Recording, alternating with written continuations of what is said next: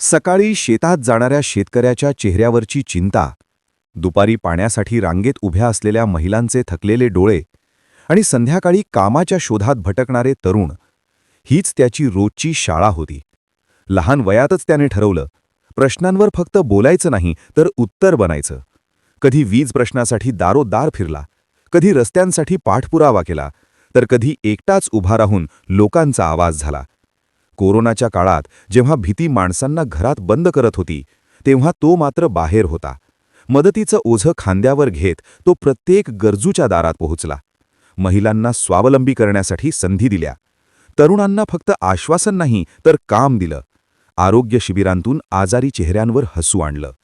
तो कधी मोठ्या शब्दात बोलला नाही, पण त्याची कामच त्याची ओळख बनली. आज त्याचा प्रवास निवडणुकीपुरता नाही, तो प्रवास आहे विश्वासाचा. कारण हा माणूस पुढे चालत नाही, तो लोकांना सोबत घेऊन चालतो. विश्वासाचा कौल, विकासाचं बळ.